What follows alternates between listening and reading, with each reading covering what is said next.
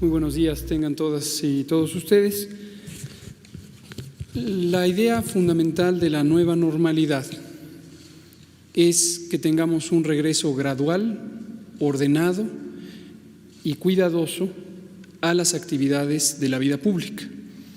Y aquí retomo de manera breve la idea que la mayoría de ustedes conoce.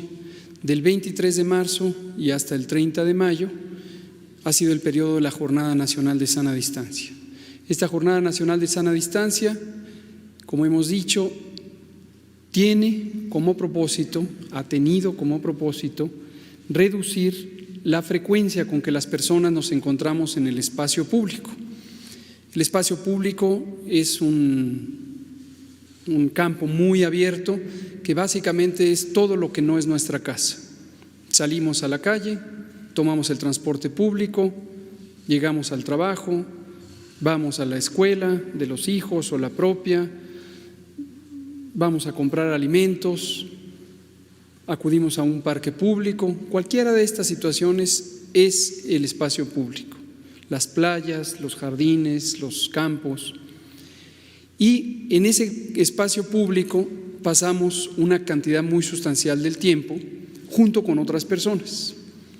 En casa hay familias más extensas, hay familias más pequeñas, pero en casa estamos en contacto con pocas personas. En el espacio público solemos estar en contacto con muchas personas. Entonces, la Jornada Nacional de Sana Distancia, ese fue el propósito, que al no estar abiertos los espacios públicos de trabajo, de educación y de recreación, se disminuye el contacto entre personas. Queda claro que cuando decimos recreación es un conjunto muy amplio y muy diverso de actividades sociales, culturales y de otro tipo. Entonces, es muy importante tener en cuenta cómo funcionó y por qué funcionó la Jornada Nacional de Sana Distancia para entender lo que significa ahora la nueva normalidad.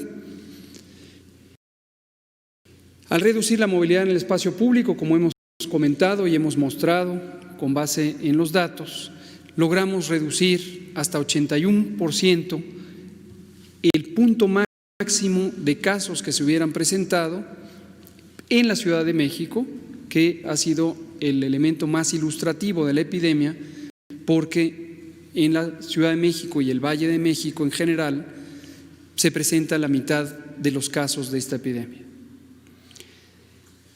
Es muy importante tener claro que la epidemia sigue, la epidemia no ha concluido y, como hemos dicho repetidamente, la epidemia le faltan todavía varias semanas. La epidemia de COVID en México todavía tiene que completar varios ciclos de transmisión en distintas partes del país. Hemos usado repetidamente la curva epidémica del Valle de México porque es donde está la mayor cantidad de casos. Ahí fue donde dijimos el pico máximo se dará entre el 6 y 8 de mayo y posteriormente empezará a descender, cosa que ha ocurrido, pero no debe nadie confundirse con que la epidemia en el conjunto del país haya llegado a su pico máximo y esté en descenso. No es el caso, no es el caso. ¿Qué quiere decir la nueva normalidad? Le llamamos nueva porque las actitudes, los comportamientos que tenemos que tener respecto a la prevención y específicamente a una serie de medidas de higiene en nuestra persona y con respecto a otras personas son elementos que no se pueden quitar y muy probablemente no deberemos quitar en muchos años, porque nos permitirán convivir con este nuevo virus no solo en México, sino en todo el mundo, en la medida en que esta pandemia durará todavía un número indeterminado de meses, pero seguramente muchos, en todo el mundo. Cuando terminen los ciclos de transmisión en México, seguirá habiendo transmisión en otras partes del mundo. Y en todo momento hay riesgo de que haya un reingreso. Por eso es nueva, porque tenemos que cambiar con respecto a lo que hacíamos antes de que empezara la epidemia. Pero también le llamamos normalidad porque la vida pública no se puede suspender. La vida pública, trabajar, estudiar, socializar, tiene que continuar porque si no continúa, existirían graves afectaciones a el bienestar de las personas. Como hemos señalado repetidamente, la mitad de la población de México vive al día en términos económicos. Tiene que salir a tener sus ocupaciones para conseguir el ingreso y con ello el alimento y los bienes básicos para la persona y la familia. Entonces, tiene que continuar la vida pública. Finalmente, y voy a presentar 4 diapositivas, para lograr el regreso ordenado a estas actividades, hemos considerado todos los aspectos de la vida pública de manera específica. La actividad económica, que el maestro Zoe Robledo especificará los elementos técnicos para regularla en términos de seguridad sanitaria. La educación pública, que el maestro Esteban Moctezuma, secretario de Educación Pública, explicará los elementos que tienen que ver en el momento en que podamos regresar a las actividades escolares. El turismo, que es una actividad económica importantísima para México, especialmente para algunos estados que tienen la mayor parte de su economía cimentada en estas actividades. También hemos considerado esto y también tenemos protocolos técnicos específicos que siguen estándares o mejores prácticas internacionales para garantizar la seguridad sanitaria, es decir, disminuir al máximo posible la posibilidad de que haya contagios. No perdamos de vista y digámoslo siempre con claridad, tengámoslo muy claro, que en México y en el mundo entero, en cada uno de los países del mundo, esta experiencia de retorno a la nueva normalidad es nueva. Es nueva porque el virus SARS-CoV-2 causante de COVID es nuevo para los humanos. Es nuevo. Entonces, en todo momento, ciertamente existe el riesgo, la posibilidad de que haya un repunte de la epidemia en un sitio que se empiece a abrir. Por eso es muy importante la cooperación de todas y todos los miembros de la sociedad, todas las personas, todas las organizaciones, todas las instituciones, todas las corporaciones, las empresas, para tener un regreso ordenado, escalonado y bien monitoreado. Presento el semáforo, lo que significa el semáforo. El semáforo es un indicador de los niveles de riesgo. Funciona como un semáforo de tránsito en el que hay grados que se representan por colores. Noten desde luego que tiene 4 y no 3 colores como el semáforo de tránsito al que estamos acostumbrados. Verde significa bajo riesgo, rojo significa el más alto riesgo y el amarillo y el naranja significan puntos intermedios del riesgo. Riesgo medio, riesgo alto, riesgo extremo, hasta llegar al rojo. Lo que se ve en la diapositiva es un diagrama, no son datos, son un diagrama de una curva epidémica que podría presentar todas y cada una de las entidades federativas, los 32 estados, podrían presentar ciudades y zonas metropolitanas. Y como en este momento la mayoría está familiarizada y familiarizado con la curva epidémica, pero reitero que es una gráfica que representa cómo van cambiando el número de casos con respecto al tiempo. Entonces, entre más sube la gráfica, entre más alta es esta figura que parece una montaña, quiere decir que hay más casos. Entre menos alta es, quiere decir que hay menos casos. Y de izquierda a derecha se puede ver cómo va cambiando en el tiempo.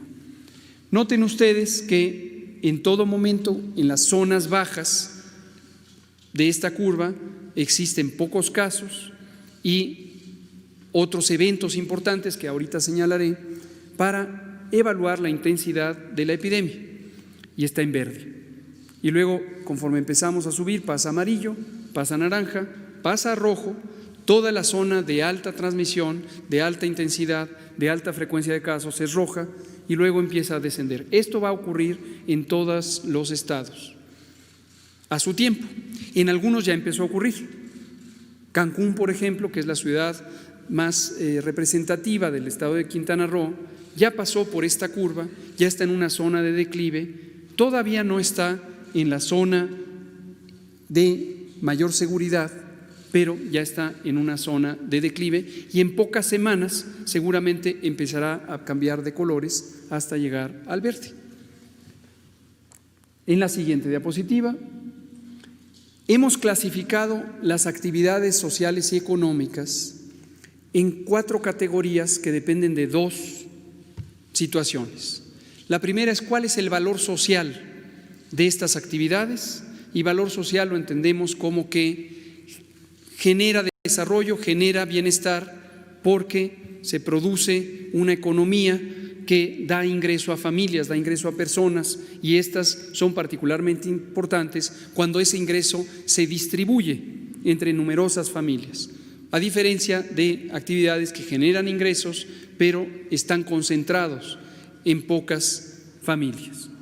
Son más valiosas las que distribuyen en este sentido. 2 niveles, arriba alto, abajo bajo, en términos del valor social. Y de izquierda a derecha, el número de personas que participan en cada una de estas actividades económicas. Pocas personas, muchas personas, y por supuesto se pueden estimar y contabilizar. Pero para simplificarlo hay 4 categorías: alto y bajo en valor social, alto y bajo en número de personas. Y esto nos da estas 4 situaciones que califican a cada actividad económica. ¿Por qué lo decimos ahorita? Porque iremos anunciando progresivamente qué actividades van a abrir. Cuando se pase al semáforo en color naranja, como ya lo habíamos comentado y como está estipulado en el acuerdo del 15 de mayo, en el diario oficial, en la parte roja solo están abiertas las actividades esenciales. En la parte naranja empiezan a abrir las actividades no esenciales de acuerdo a estos niveles de utilidad pública, valor social y de personas que participan.